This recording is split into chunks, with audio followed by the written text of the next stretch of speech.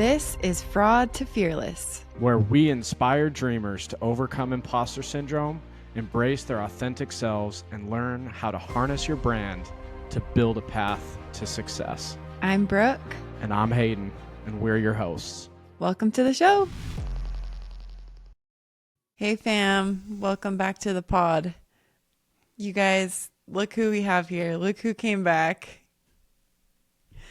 Hayden. Brooke's rough, guys. I mean, I didn't even get 11 days of parental leave. She's got me back on the pod, midnight 20, 11 days after my daughter gets born. So she's rough. She's rough on the partner. Okay, come on. I told you you didn't have to come back. I was going to do a solo episode, you guys. I was. This was just throw too me under good. The bus. It was too good for me to pass up on. So I had to come back. Yeah, you were missed. Everyone's missing your voice. Team Charlotte, right? Let's go. Okay, so we're so happy that you're back. Do you want to give us any just quick details before we jump into the podcast?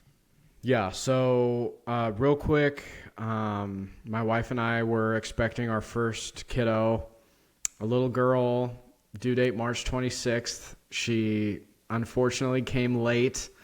Which my wife didn't love and I didn't love either, but she was born healthy, happy, a little too loud, on April Fool's. So literally April Fool's in the morning, she came, she's beautiful, healthy, mom's doing great.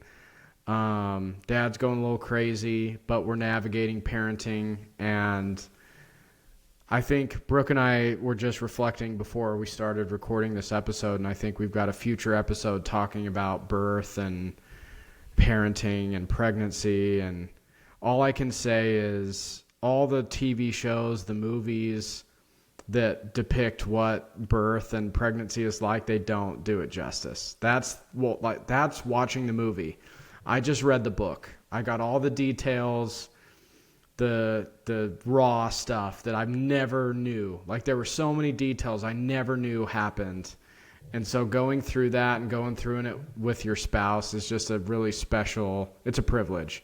And we got a really cute, gorgeous, wee little ass out of it. And she's a little too loud at night, but we're navigating it and we're in love. So anyway, April Fool's is going to become an unbelievable holiday in our household because she made us wait until then, and we are going to, payback is going to suck for her. April Fool's is going to be the best birthday to celebrate this little girl. So anyway, good to be back. Yeah, we're so happy that you're back and so excited to hear more of the stories.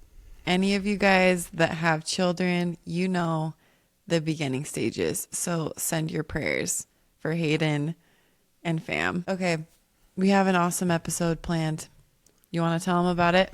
Well, before I explain it, Brooke, why don't you tell us a little bit more about this concept of, in a business, when you want to make a decision, trying it on.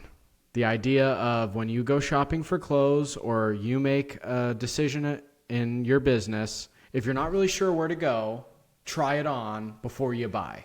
Tell us that story real quick, and then I'll explain where we're going to go next. Okay, awesome. Yes, I have an amazing mentor who shared this with me. And he said, when you're having a difficult time making a decision, then what I like to do is I like to wear it. And he said, what I mean by that is I will think about whatever the thing is, and I'll make the decision, okay, and then I'll wear it as if you're putting on a shirt, right? Or whatever clothes. And you sit with it. You walk around. Does this color look good on me? Does this look right? Is this the right size? Do I feel good in it? Do I like it? And it's a great way to make a decision without the full commitment, to really feel like, does this feel good on? And should I keep moving forward in that direction, or should I go find a different size, a different color, a different store? Yeah, I love that. I think it's a powerful metaphor. If we make a decision and it's the wrong one, we can change it. Let's try it on. And if we don't like it, let's buy something else. So Brooke and I have been reflecting on this idea of trying it on. And so we are going to try something on right now. This is the first time we're going to do this, but our thought is we are going to try mini series. So instead of Brooke and I talking and going into depth and sharing a lot of stories for 45-ish minutes, we're going to try to do a short series, 15, 20 minutes, where we double click on something that you, our listeners, are struggling with. And so today, I'm really passionate about this topic, but we are going to talk about resumes. And Brooke and I we've reviewed like over 1,000 resumes. We know all the best tips and tricks and how to format them. It's hard, and there's very little guidance out there, and we're going to talk about that.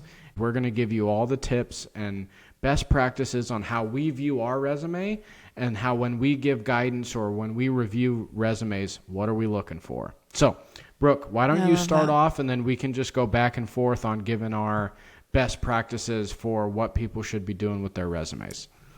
Yeah, I think the key here and the goal is to teach principles. So if you can understand these and take away these key principles, you will be set on understanding how to craft a resume for life. Now, we have principles and then we have opinions, and you'll hear, we'll call it out when it's like, okay, this is a Brooke opinion, this is a Hayden opinion, this is a preference. But we want to teach principles because that is what will guide you and help you actually land a job, tell a story through your resume. And that's what it is. You have to become a professional storyteller in a little bullet point. And how do you do that? You are such an incredible, diverse person who has had so many experiences. And how can you best depict all of your knowledge, all of the things about you on this piece of paper? We're going to try to break it down into a simple way in 20-ish minutes. We're going to do that. This is accountability. I'm laughing because we haven't done it yet, but we're going for it, you guys. Principle number 1, you got to start with power words. So you think about your resume, you have your sections for your different experience, your bullet point. The first word that I read in each of those bullet points needs to be a power word.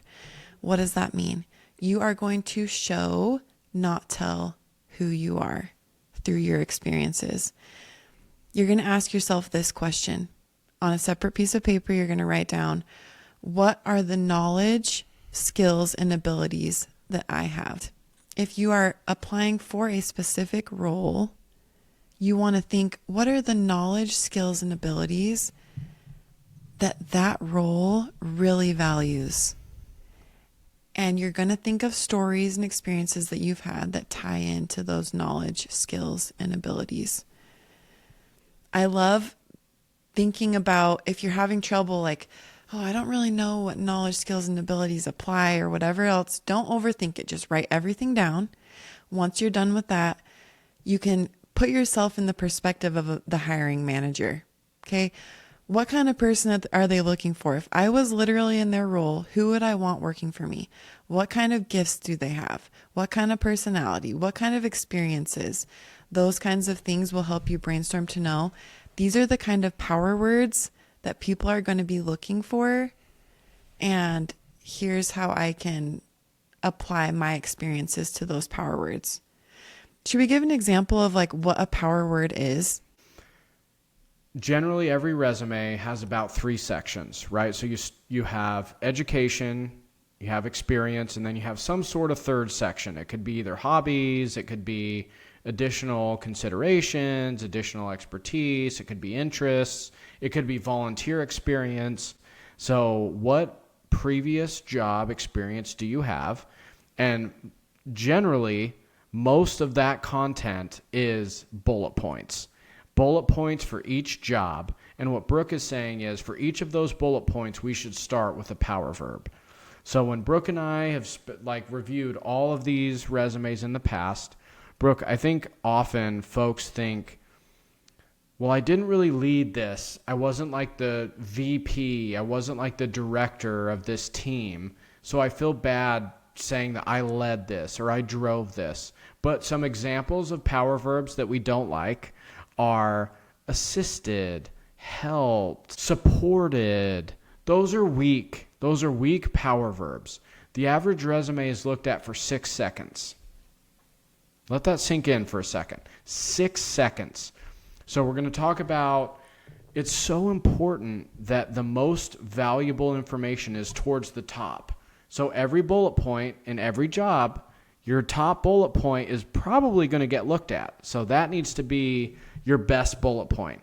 And if your best bullet point starts with assisted, next, it's just, what did you really do, right? If that is the difference between you getting an interview or not, like that needs to be led, drove, created, inspired. Like these are the different types of power verbs that are, it needs to be something that you're proud of, not a passive power verb. And if you're thinking, well, I literally did assist somebody and that's like all that I did. There are creative ways to get around that, and we're going to dive into that in this episode as we go through each of the bullet points. Yeah.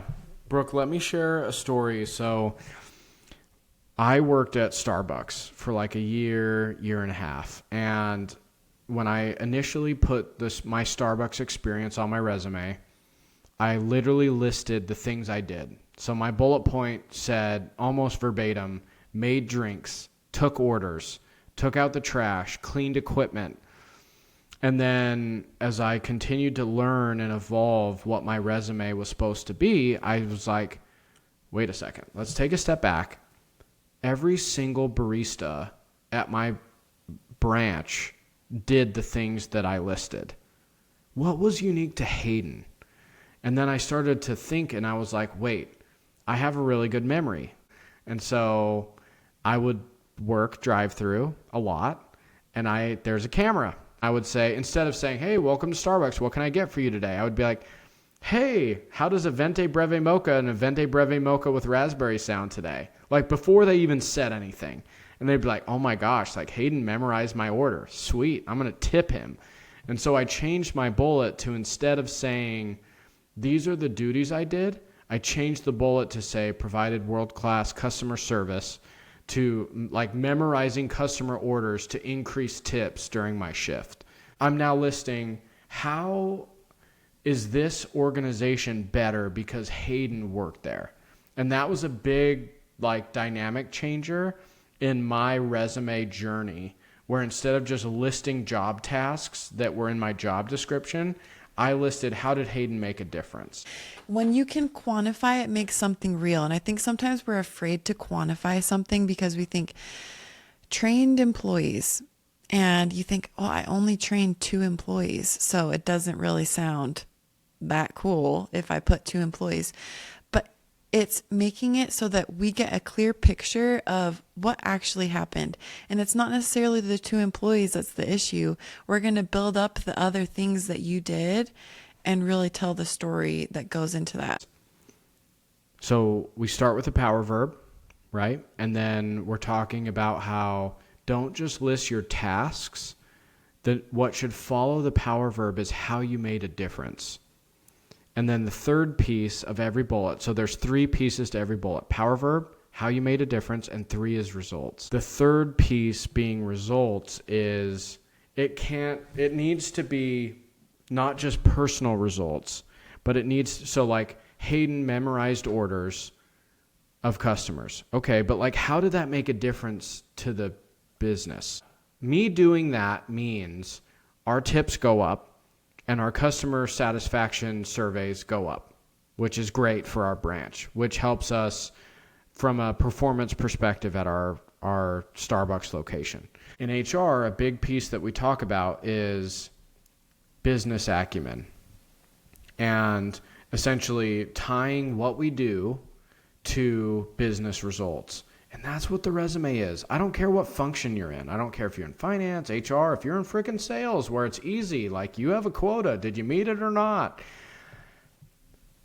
Tying what you did, power verb, what you did, and like how you made a difference, but then tying that to results, and not just your own personal results, but how those results made the company, the organization, Starbucks branch better. That is a powerful bullet. The results really are divided into those two things. It's impact, and you tell results when you quantify it. So as much as you can quantify things, quantify it. Okay, let's talk about having diversity of content. So when you have your list of here are all the knowledge, skills, and abilities, like what is the picture that I'm trying to portray and paint of who I am? I want to show that I'm a leader. I want to show that I connect well with other people. I want to show that I improved things. One of the biggest mistakes that I have seen on resumes time and time again, Hayden, is we have 14 power words that are the same thing. I led this. Trash. I led that. I led this. I led that. And it's not, okay, we honor and respect all of those things. It's impressive if you have led that many things, but you're doing yourself a disservice because you're diluting the power of what that word actually means, that you led something. So if you have already showed that you had that skill in that particular experience, that role, let's find another way to rearrange the sentence or find another skill that we can highlight, because they're already going to remember that you're a leader. Maybe bring it up 1-2 times in different experiences, but not 17. I don't want the same power verb to start every single bullet. I want white space. Like, I don't want every bullet to be 3 lines long. Like, I want bullet points to be like kind of 1 line, maybe 2 lines if it's awesome. But you should go, like, a goal should be 1 line. And in my head, when I talk to, students and mid-career professionals, I think a big thing that I like to explain is I'm a big sports guy. Brooke was an ex-college athlete, and I love to think about the resume like you're on SportsCenter, and this is your top 10 plays. Again, 7 to 12, if your resume is 1 page, you got 7 to 12 bullet points of what you've done previously.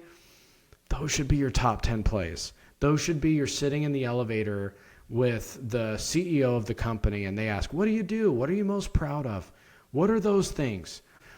If the things that you are most proud of, the things that you brag about to your friends or your family, whatever, if those things aren't on your resume in your bullet points, you're highlighting the wrong things.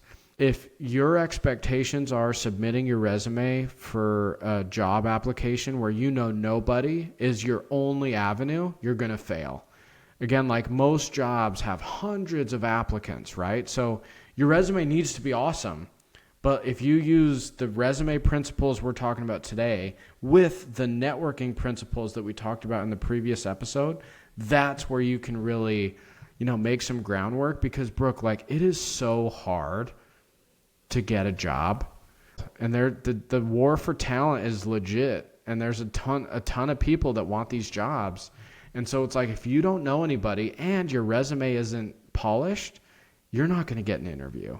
And so I just want to set that expectation with everybody, that if your thought is I'm only going to apply to jobs, network with nobody, and get interviews, that's a tough game. And then it's a bell curve, right? And it's all about who else applied for the same job. So we need to focus on the resume being polished, but don't only put all of your eggs in the basket of I'm just going to submit this perfect resume for these jobs and get every interview.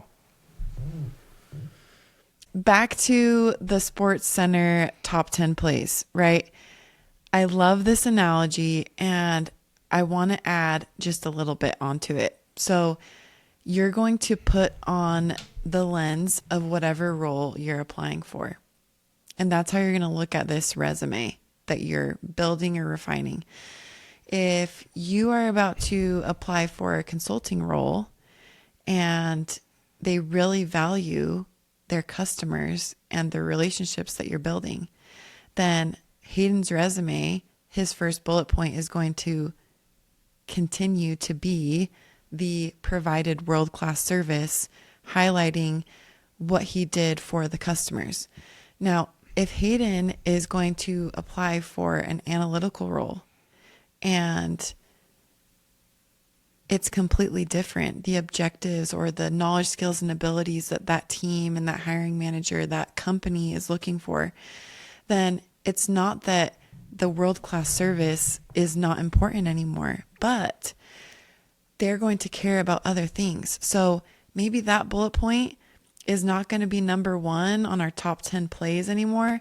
It's going to go down to bullet point number 3. And we're going to highlight how he noticed XYZ patterns as he was working there. That we're going to show more of the analytical side, or those gifts that still apply within the experience that he had, but that's the focus. So remember the lens that you're putting on.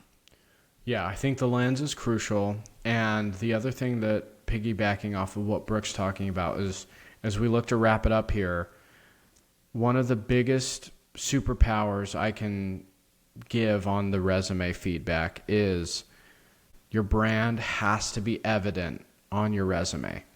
So one of my favorite interview questions, that whenever I'm interviewing someone for my job or interviewing someone on campus, one of my favorite questions is, what are the 3 things that you want me to remember about this interview? Give me the Hayden promise in 3 bullets. There's no right answer. There's not. What I'm looking for is reflection, depth. I'm looking for you to understand your strengths and weaknesses and tell me your secret sauce. And it is so evident. If you've never even thought about this, if you don't know what the Hayden promise is and you're just BSing this real time, it's so obvious.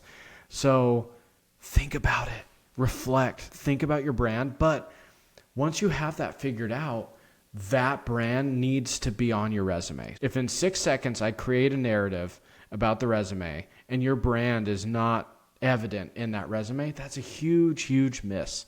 So I think all of us can take a look at our resumes, partner that, right, with like, what's my brand? And then if those two are not connected and there's not symmetry there, let's reflect and update that resume to ensure that our brand is evident.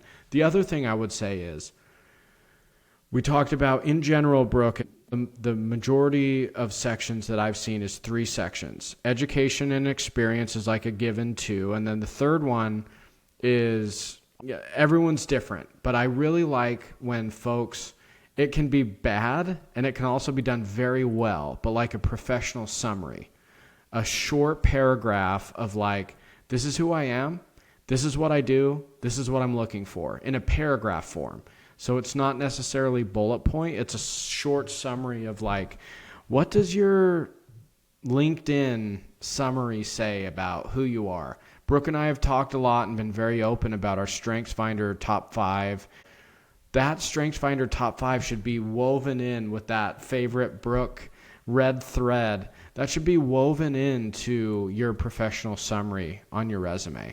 And I think that's a really powerful third section to partner with education and then with experience that we've just talked about. Power verb, what you did, how you made an impact, and results. Hayden, resumes can actually tell more about you when it's done right. I learned more about people and their lives and genuinely their strengths and who they were than some of the information that I would know about like my family members. And I thought this is such an amazing way to actually depict who people are. And so I almost wish when I meet people that they would give me their resume, because you're really like, you're really highlighting these awesome things that you don't usually get to brag about. So again, just as a quick summary, as Hayden said, here's a quick test to see if your resume needs a revamp. Go through, read the first word in every single bullet point. Does it depict who you are wanting to show other people that you are, your brand, your experiences? If not, then go through these principles: a power verb, an action, what's the impact, what's the result? If you can truly apply these principles, you will literally be ahead of 90% of the people's resumes that we review. I'm talking from college students to mid-level career professionals. These are sound principles that will change the game. Yeah. And I also think, Brooke, like, if we just take a step back and bird's eye view, your resume is you on a piece of paper. Don't you want to be proud of that? So often we would meet with folks that it's like, oh, like I haven't updated my resume in 6 months or 2 years. It's annoying. It's a chore. This is you on a page. Don't you want to be proud of your LinkedIn profile? Don't you want to be proud of your resume? If you're not, let's fix it. Because that's you on a page, and that's you representing who you are and what you've done on a single page, maybe a couple pages. You should be proud of what's on that piece of paper. You guys, we love a challenge. So if you have a resume that you think this is super hard, I've been having a difficult time, and you want us to do some kind of live session where we can deep dive and work on it, send us an email at fraudtofearless@gmail.com. We love a good challenge. We'd love to do some kind of live training on YouTube and help one of you out. Real quick, before Brooke ends it, I do have to do a quick innuendo and storytelling. I'm going to flip my hat just so Brooke can see. So, quick story time. Brooke and I went on a trip in grad school to Europe. We went to 2 places. We went to London and we went to Madrid, Spain. And it was really important to me that we toured some of the greatest soccer venues in the world. So when we were in London, we went and toured the Emirates. I've been an Arsenal fan since I was a little kid. And we went and toured the Emirates. It was awesome. And then when we were in Madrid, we toured the Bernabeu. And that's Brooke's favorite soccer team. Arsenal and Real Madrid are playing right now in the quarterfinals of the Champions League. They played on Tuesday. It was the first leg at the Emirates in North London. Arsenal won 3-0, which is unheard of. Like, it was one of the best games. We play leg 2 at the Bernabeu on Wednesday of next week. I gifted Brooke a Real Madrid jersey for her birthday, one of our years in grad school. So anyway, I'm hoping all the good juju is on my side and Arsenal can really pull this through. But I had to wear this hat intentionally today for all of my Gunners out there. Come on, you Gunners. We got this. But anyway, for now, that's our mini series, and that's the pod. Go Gunners.